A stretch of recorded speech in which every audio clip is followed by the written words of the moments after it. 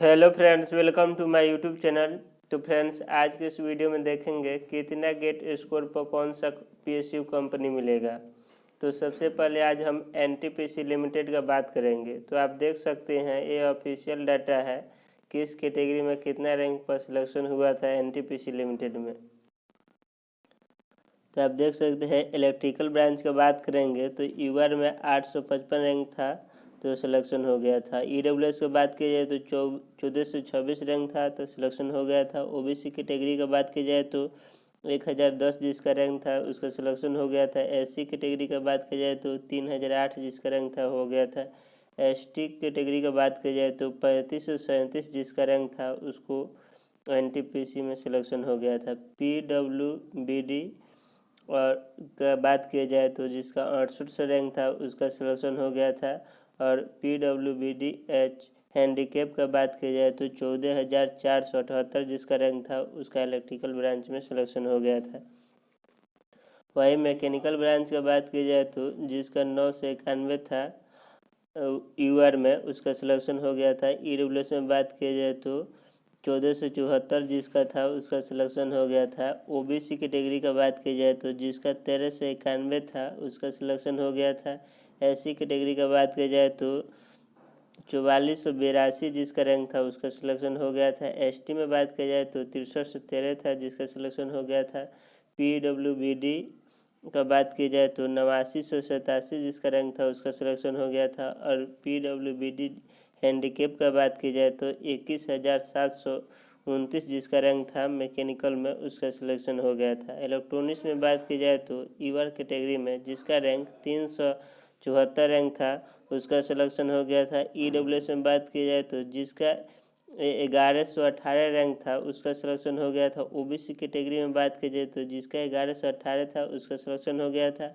SC का बात की जाए तो 2306 रैंक था जिसका सिलेक्शन हो गया था। एसटी का बात की जाए तो 4757 जिसका रैंक था उसका सिलेक्शन हुआ था।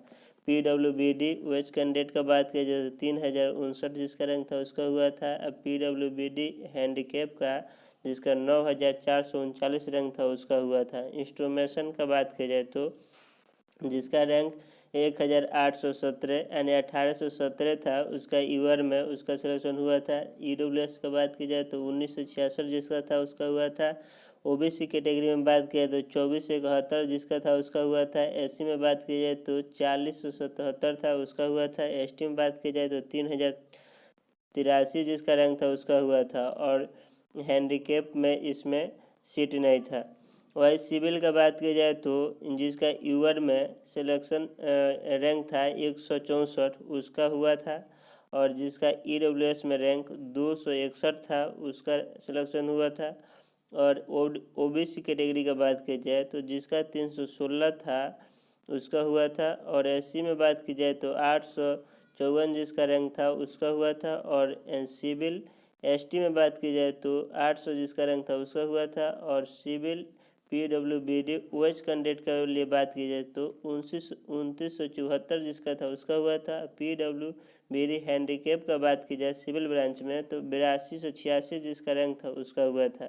वही माइनिंग ब्रांच में बात की जाए तो ईवर कैटेगरी में 198 जिसका रैंक था उसका एनटीपीसी में सिलेक्शन हो गया था। और वही ईडब्ल्यूएस कैटेगरी में बात की जाए तो 714 जिसका रैंक था उसका हुआ था।